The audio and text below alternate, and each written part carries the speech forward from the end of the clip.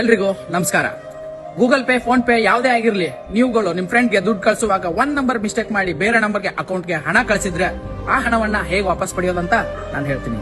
National payment corporation of India NPCI ಅಂತ ಐತೆ. ಇದು UPI ಪೇಮೆಂಟ್ಸ್ ಗಳ ನಿರ್ವಹಣೆಯನ್ನ ಭಾರತದಲ್ಲಿ ಮಾಡ್ತದೆ.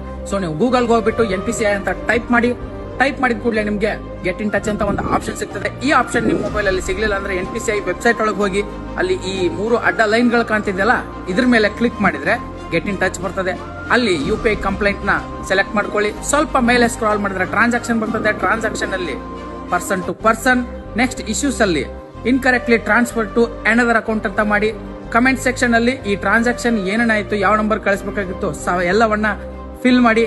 ಅದಾದ್ಮೇಲೆ ಟ್ರಾನ್ಸಾಕ್ಷನ್ ID ನ ಹಾಕಿ, ನಿಮ್ಮ ಬ್ಯಾಂಕ್ ಯಾವ್ದಿದೆ ಅದನ್ನ ಫಿಲ್ ಮಾಡಿ, ನಿಮ್ಮ UPI ID ನ ಫಿಲ್ ಮಾಡಿ, ಅಮೌಂಟ್ ಫಿಲ್ ಮಾಡಿ, ಡೇಟ್ ಆಫ್ ಟ್ರಾನ್ಸಾಕ್ಷನ್ ನ ಫಿಲ್ ಮಾಡಿ, ಮೊಬೈಲ್ ನಂಬರ್ ನ ಫಿಲ್ ಮಾಡಿ, ನಿಮ್ದು ಇಮೇಲ್ ID ನ ಫಿಲ್ ಮಾಡಿ, ಚೂಸ್ ಫೈಲ್ ಅಲ್ಲಿ ಹೋಗ್ಬಿಟ್ಟು ಆ ಟ್ರಾನ್ಸಾಕ್ಷನ್ ಸ್ಕ್ರೀನ್ ಶಾಟ್ ನ ಹಾಕಿ ಸಬ್ಮಿಟ್ ರಿಕ್ವೆಸ್ಟ್ ನ ಕೊಡಿ.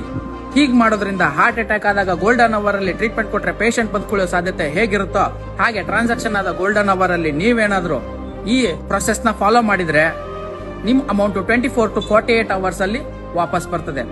ಮಾಹಿತಿ ತುಂಬಾ ಉಪಯುಕ್ತವಾಗಿದೆ, ಎಲ್ಲ ವರ್ಗದ ಜನರಿಗೂ ಅವಶ್ಯಕವಾಗಿದೆ.